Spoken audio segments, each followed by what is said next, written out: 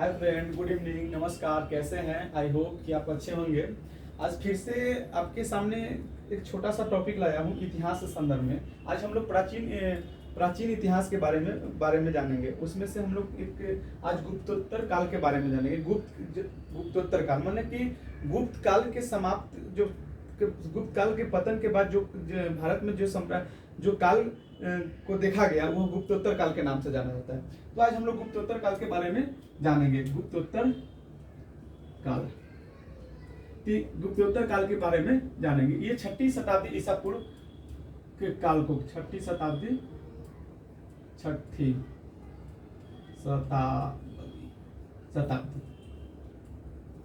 क्योंकि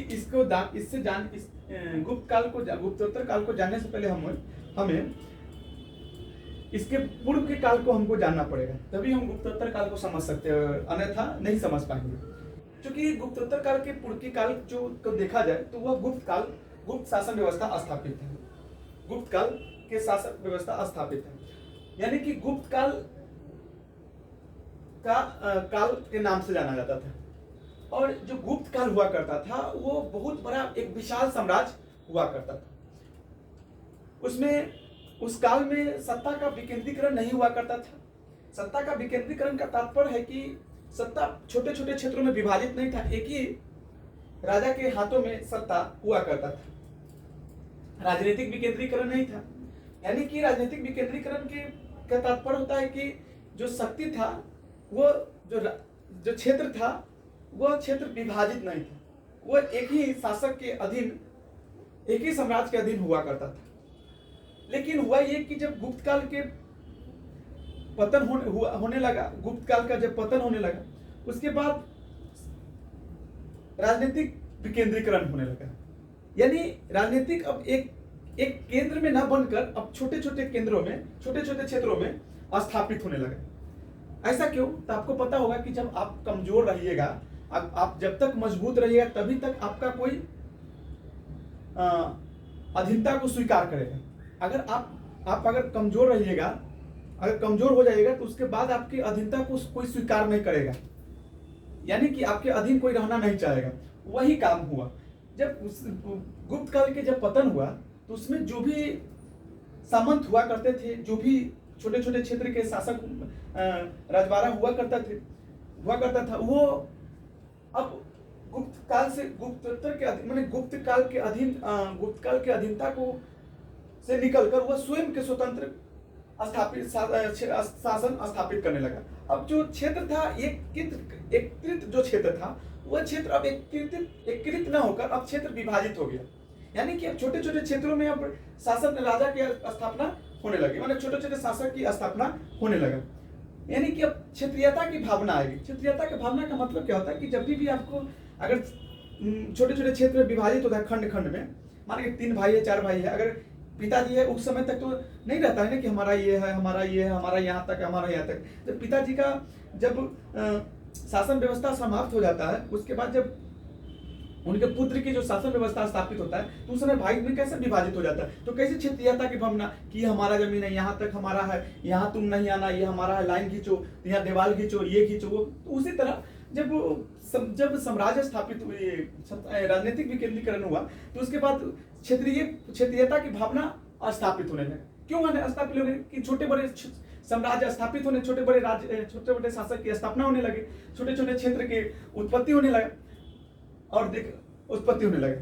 इसमें कुछ हम वंशों की बात करेंगे कि जिसमें जो प्रतापी वंश हुआ करता था, जो गुप्त काल के बाद जो वंश, चूंकि जो इसके गुप्त काल के जो अधीन जो सामंत रहा करता था, वो गुप्त काल के पहले अधीन हुआ करता था। वही सामंत जब गुप्त काल का पतन होने लगा, तो वही सामंत क्या किया कि अब अपने स्वयं के स्वतंत्र घोषित करके अपने राज्य स्थापित करने लगा। तो वो सामंती व्यवस्था मानी सामंतीवाद की उत्पत्ति हो गई। मानी गुप्तोत्तर काल में सामंतीवाद की उत्पत्ति हुई। अगर सामंतीवाद की उत्पत्ति हुई तो उसमें कौन कौन सा ऐसा शासक था जो छोटे छोटे राज्य में अपना शासन स्थापित करने में कायम रहे? तो एक था, आप एक देख सकते हो, बल्लवी में एक था मैत्रक वंश को देख सकते हैं। मैत्रक वंश के देख सकते हैं। यह कहाँ था? गुजरात, बल्लवी। बल भी था। यह था, इसमें जो प्रतापी शासक हुआ करता था वो भट्टाकर था, भट्टाकर था। इसकी उपलब्धियां की बात की जाए तो इसकी सबसे बड़ी उपलब्धियां थी कि ये जो शासक मैत्रिक शासक था सबसे लंबे वर्ष तक अपने छोटे साम्राज्य को बनाए रखने में वह सफल रहा। दूसरी बात की जाए तो दूसरे में अगर हम बात करें तो दूसरे में हमें मौखरी वंश को देखा जा सकता है।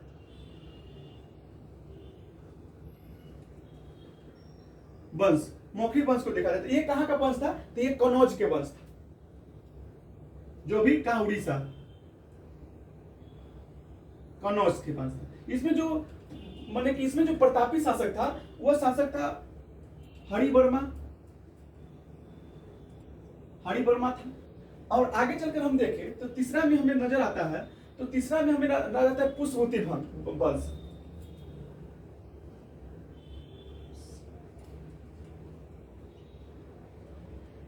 पुष्पवती वंश, इसमें जो प्रतापी शासक था वो था, इसका संस्थापक था पुष्पवती का